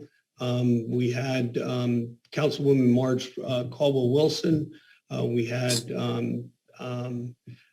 one time we even had Janine Frisbee LaRue was a member, and these were all advisors that were at all walks of life. Andre McNair was our youngest participant. He was an entrepreneur, and we met once a week. And this is through this committee action. This is how we came up with the plan. And again, this is a starting point. This is not the end all. And and again, we could have just posted a blank piece of paper. So at the end of the day, we need a starting point, a starting discussion. We're trying to generate public input, and this is the first day of that as well. Council will have a hearing as well on this. So there'll be continual input. People can email us, and but this is the product of having those weekly discussions. I just saw Ray Ingram on there. His lovely wife, Kelly Ingram, was on the committee from Trenton, and they were all to come up with a proposal. That's what it is. A proposal is a proposal. I know that just through the comments, some people liked what they heard, some people didn't, and that's why we're having this meeting to take public input. And if you have any suggestions, we'd urge you to email us with so we can make any changes. But ultimately, council is going to do that as well. So it's hoped that council will have a public hearing of their own, and they'll have continuous discussions with their constituents.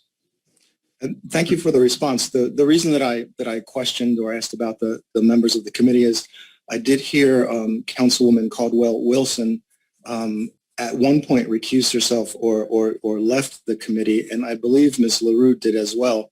When I saw their names on the list, I thought maybe I saw an outdated list or it wasn't quite accurate, and that was the reason for my question. I didn't mean any to cause any disrespect or anything like that. I was just looking for clarification. Thank you. Marge, I believe, continued to stay on that, on the committee. So unless if she quit, she didn't tell me, but Marge has been a great advocate, especially for the animal shelter. I know you're interested in animal welfare as well. And it's hoped that, it's a shame that many residents had to turn in their pets. And as a pet owner myself, I think that's pretty sad. And so with an expanded animal shelter, we'll be able to get the pets readopted and taken care of as well. Many people in the city can't afford vet services, so we want to make sure that we partner with vet tech schools to offer those services to our citizens. I want to make sure to get Miss Ethel Jones, who was on the phone, and she had to have the ability. Miss Jones, if you can dial *6 to unmute yourself, because I did say that, we'd get to you, and I want to make sure you get your question in.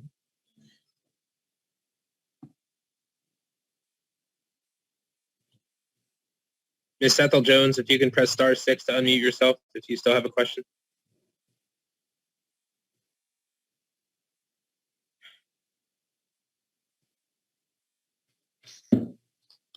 All right, we're going to move on to Ms. Jocelyn White. And we do have our two esteemed council people, Marge and Joe, wanted to speak as well. So we want to make sure we get them in.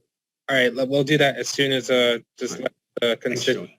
Did we get the woman from the West Ward, Caroline Clark? She doesn't have her hand raised. So. Good evening. I want to thank you for the revitalization information, this pertinent information. So many of us are cognizant of the problems in our city with the aging infrastructure. And I know the mayor spoke about the federal government is going to have money for that. So I just want to make sure that's on the agenda. I'm really elated about the initiatives for our youth. It's imperative that we have viable activities to engage our youth. I'm just wondering, what are the plans to beautify the downtown business area? New lighting, new sidewalks, any thing to spruce it up, make it look more inviting for our visitors? This is the capital city, and we want it to look like a capital city. Also, in regards to the aging infrastructure, I know there was an initiative to replace the water pipes from the street to the private homes. Is there going to be any additional money to finance that for homeowners? And I think that was about it, because we know that the pipes are antiquated and they need to be replaced. But thank you so much for this, and looking forward to great things. Thank you very much, Ms. White. You're a woman after my heart, because I agree with you about the downtown, that it's not really inviting to outside visitors. And we have a lot of small businesses who complain that the appearance of the downtown is not inviting. And that's one of the reasons why we wanted to spend money on outdoor lighting and actually have tree lighting like many larger venues have. We're working on facade improvements for many of the businesses. Right now, this summer on South Warren Street, we're going to have 4 parklets where you're going to be able to come and dine outdoors. Leon Rainbow just did a selfie station on South Warren, and I asked you to come out and look at it. It's a great piece of art that he did. But we want to invite more visitors into our downtown, and we get it that we need to invest in our downtown. As far as the aging pipes and the lead sewer line replacement, or the lead service line replacement, we're currently engaged in that. We're also under an order by DEP to effectuate that. And we're hopeful that through President Biden's infrastructure plan, that we'll be able to get more money to do more lead service attention. Okay, thank you. We wanted a parklet in front of the Big Easy, but it's not going to happen, I guess. I know they couldn't. We could talk about that later. But I'm a big fan of Ulabala's, and I think he's got a wonderful restaurant along with Delilah's next door. I hope that more people will be able to understand what a parklet is about when they see the ones that are being created there. But I would love to give Ulabala and Delilah's both a double parklet, but let's work on that.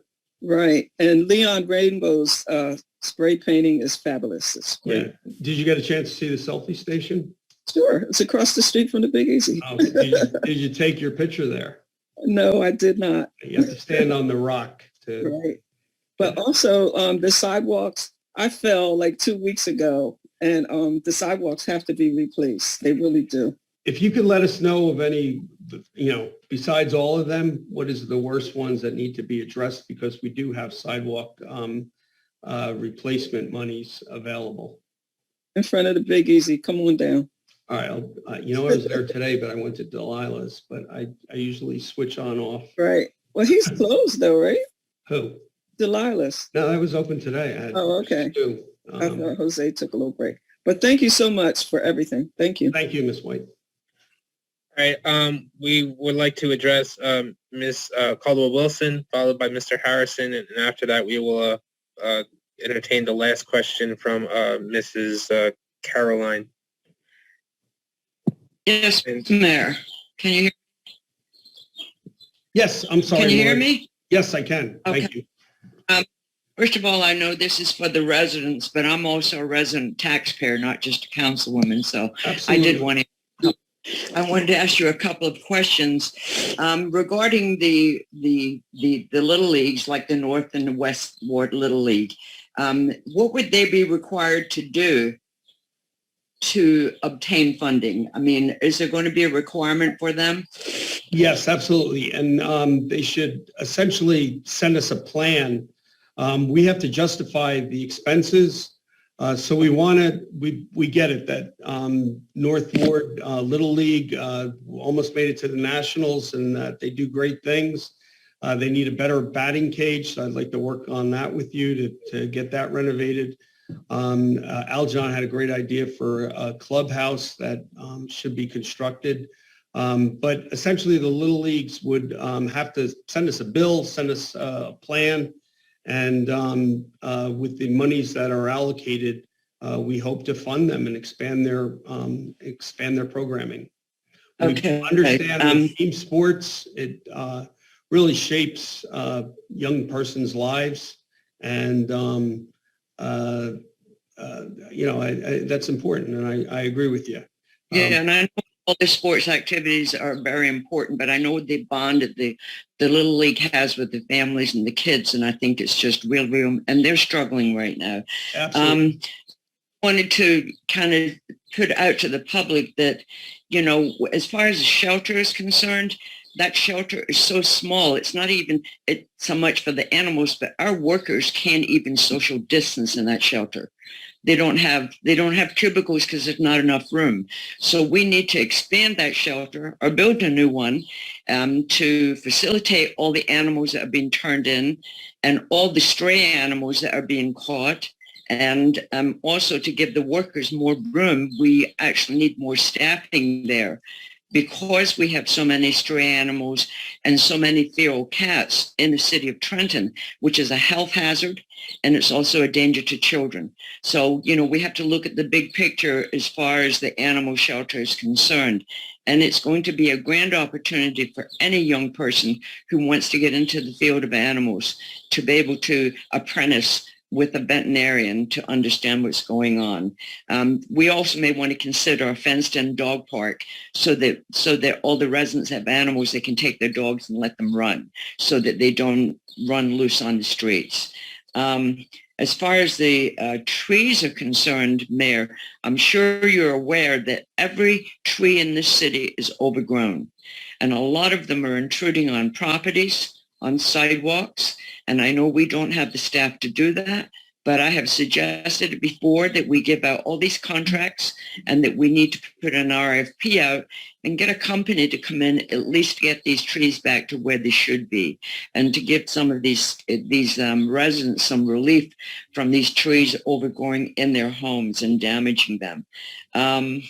Also, one more thing,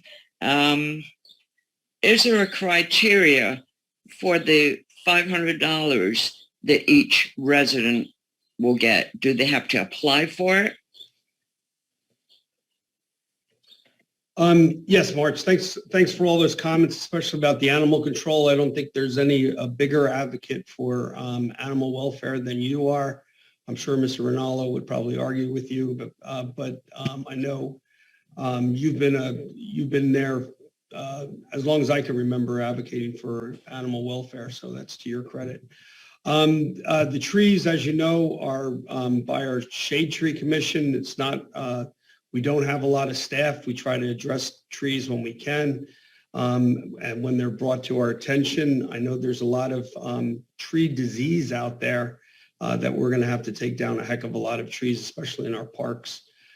So we're trying to keep up. It's just an overwhelming job for all of us. And we just need funding.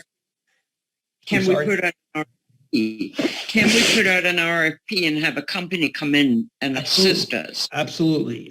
And I look forward to your resolution that you'll introduce. But yes, yeah, we could absolutely do that. As far as the $500, it would be to the household. And there are the tax office downstairs knows how many households there are, how many active addresses there are. And we felt that we didn't want to differentiate between homeowners and renters. In fact, renters proportionately are in greater need than homeowners. But I mean, I get it that there's a lot of people that have to sell their house. Property taxes are steep. But the best we could do, unless council wants to change the figures, for 28,000 houses at 500 each, that comes out to 15 million. So again, if you want to double that, that would be 30 million. And if you wanted to triple it, that would be 45 million.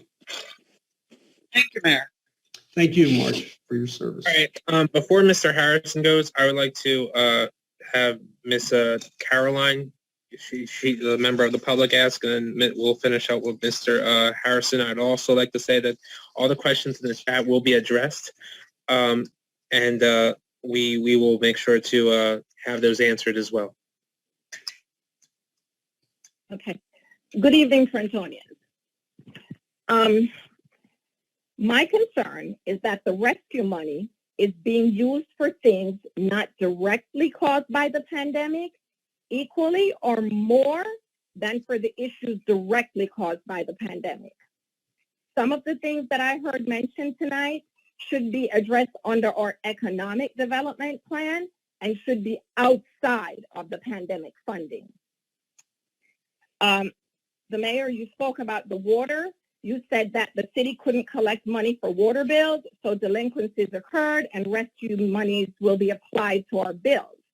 So one, for clarification, I'd like to know, will those monies that will be applied, is that to pay off our bills, or will we still be required to pay the bills? And in that same analysis, in that same vein, there was a moratorium on evictions and landlords couldn't collect rent, right? That's a direct result of the pandemic. And if I heard you correctly, you plan to give $500 to each household. But different households have different income levels. We have different tax obligations, and there definitely were different losses. So a flat subsidy of $500 per household is woefully inadequate. That should be a bare minimum, the floor, not the ceiling. I heard you when you said, that would be 15 million and if you gave more, but perhaps it should not be meted out on a flat basis, but meted out based on income and losses, right? So I just wanted to say that, I believe the rescue money is first and foremost for rescue, right? And secondarily. Not necessarily. There's no differentiation.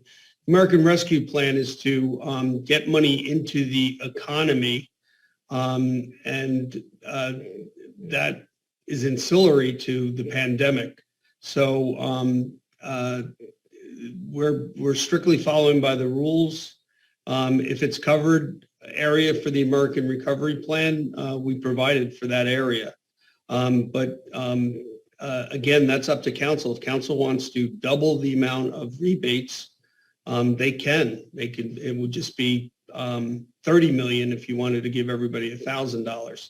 And again, if council wanted to proportionally give out based on need, they could do that as well. So again, this is a starting point for discussion, and we take to heart your suggestions and comments. But again, that's up to council. If they want to change the formula, they can. But we feel that everybody's hurting. And I don't necessarily need the $500. It'd be nice, but I could turn mine back.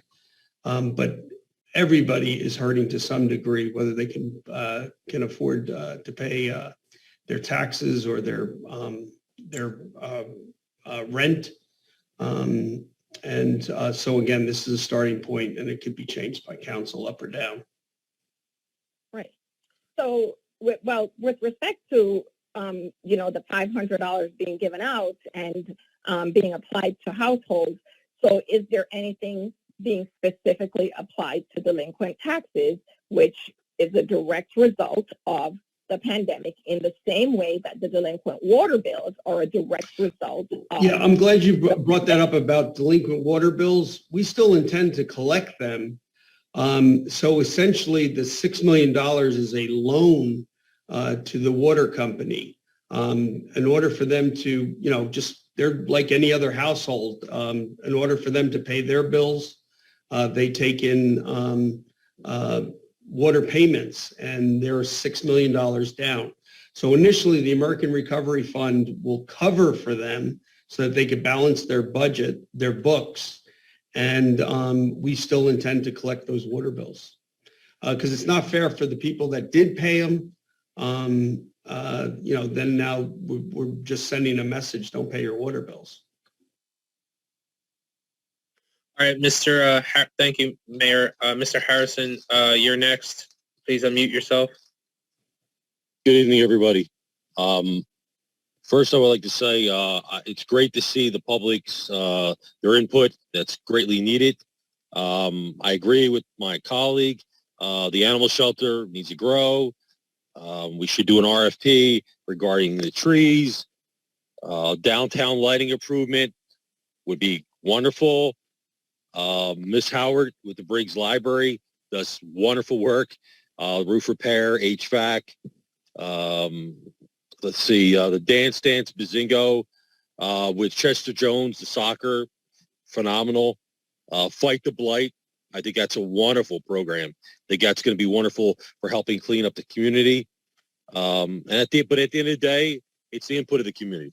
So please, the community, as many of you are out there, keep logging on, keep giving your opinions, because at the end of the day, it's going to be what the community truly wants to see happen. So thank you for my time to speak. Thank you very much. Thanks so much, Joe. And you've been a big help to the city, and all the council people that have chimed in. Really appreciate your input. And, I think that it really benefits the city when we all work together. And I think that we all have the best interests of the citizens of Trenton at heart. We can do so much further when we all work together. And that's why it was an excellent suggestion to see what the school system is doing so that we don't overlap and we provide optimum dollars for youth activities and educational opportunities. All right, ladies and gentlemen, I appreciate your time and everyone on this call. Unfortunately, we have run out of time. Please visit talktrenton.org, submit your questions there.